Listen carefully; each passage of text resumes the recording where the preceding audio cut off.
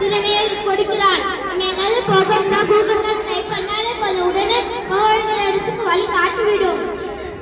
இப்படிதான் ஒரு கூகுள் மேப்ல பார்த்துக்கிட்டே வந்த ஒரு நாள் லெஃப்ட் ரைட்னே போனோம்.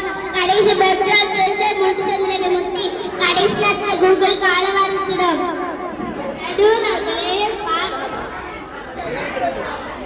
நடுவர்களே முன்பெல்லாம் பாரம்பரிய உணவு பேசி பாட்டி கொள்ளு பாட்டி எல்லாம் சொல்லிருக்காங்க. இப்ப யார் சொல்லித்தாரா?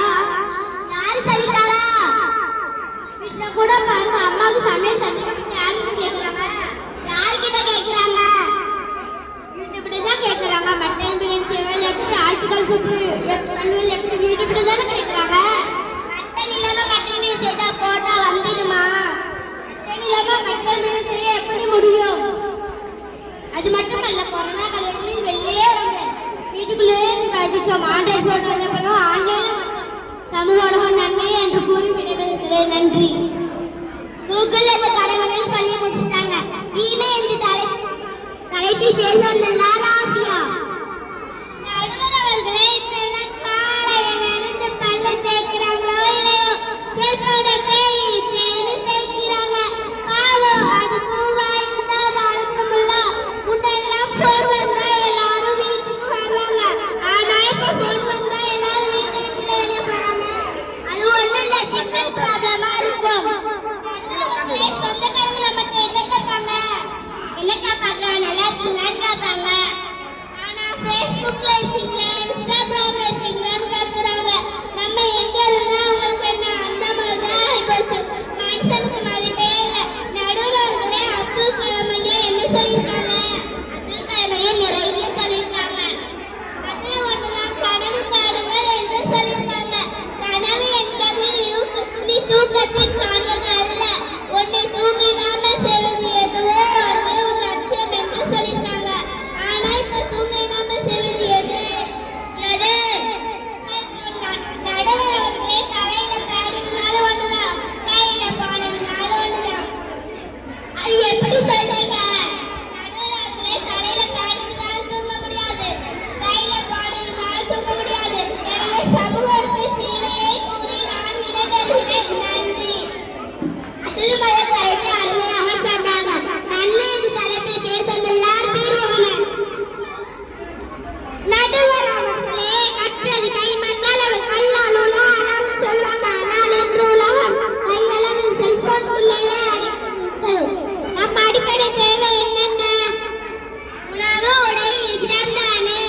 அது மட்டுமல்ல, ஒன்றை புதுசாக உணவு, உடை, இருப்பிடம், ஸ்மார்ட் போன் இல்லாமல் இந்த காலத்தில் வாழ முடியுமா?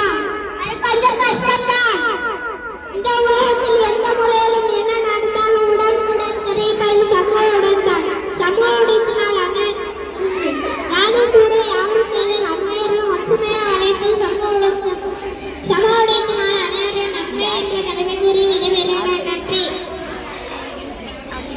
யாரும் முறை யாரும் தெரியும் அருமையாக சொன்னாங்க. இனி அந்த தலைப்பில் பேசுங்கள்லாம் நடுவர் அவர்களே, ஓடி விளையாடு பாப்பா, நீ ஓய்ந்திருக்காது பாப்பா என்று பாரதியார் அன்னைக்கு சொன்னார். ஆனால் இன்னைக்கு குழந்தைகள் எங்க ஓடி விளையாடிக்கிட்டு இருக்காங்க?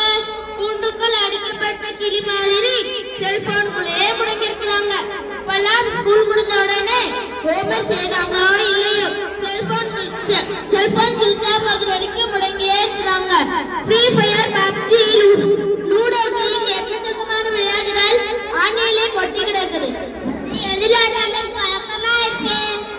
நடுவர் அவர்களே, செல்போன்ல விளையாடக்கூடாது, கிரவுண்ட்ல தான் விளையாடணும். எனவே சமூக தீமையை கூறி விடைபெறுகிறேன். நன்றி. அடுத்ததாக நன்மை தலைப்பை பேச எல்லாரும் முஸ்பிரா. நடுவர் அவர்களே, சமூக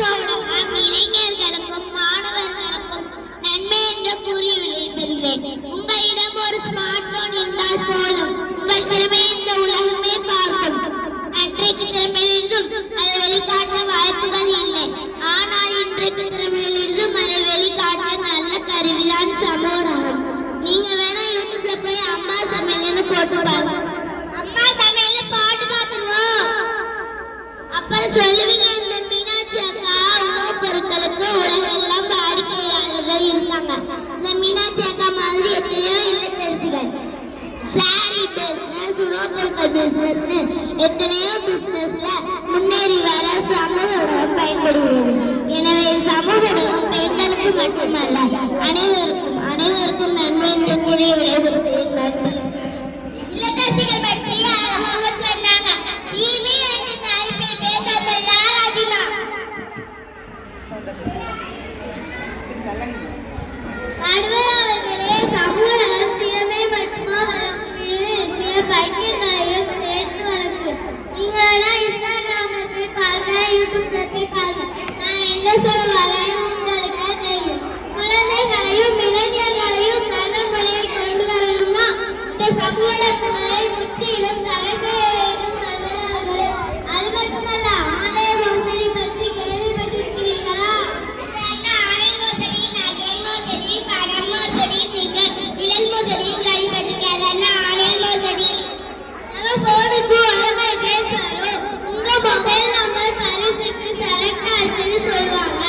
நாங்க உங்க போனுக்கு ஓடிபி அனுப்புவோம். அதை நீங்க எங்களுக்கு சொல்லணும்னு சொல்லுவாங்க.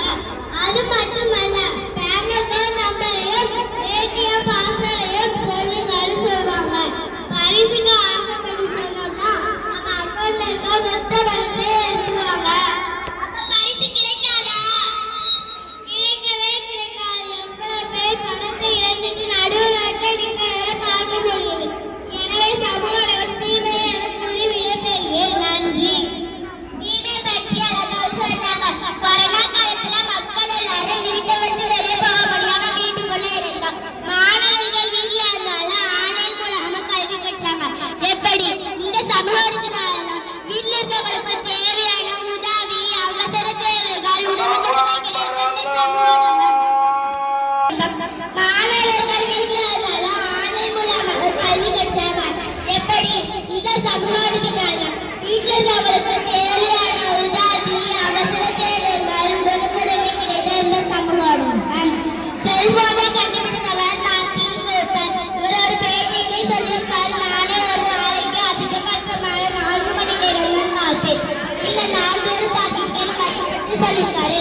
ஒரு நாயத்துக்கு 2 பக்கம் உண்டு. அதே போல சமூகத்தினால நன்மை தீமை இரண்டுமே இருக்கு. இதிலிருந்து கிடைக்கக்கூடிய நன்மை மட்டும் எடுத்துக்கொண்டு தீமை விட்டுவிடணும். செல்போனை மறந்துவிடணும். ஒரு கத்தி கொப்பனை கிடைச்ச கொலை பண்ண பயன்படுத்துவோம். அதே காலத்தில் சமூகம் கிடைச்ச சமையல் பயன்படுத்துவாங்க. எனவே சமூக நன்மை மட்டும் பயன்படுத்துவோம் என்று கூறி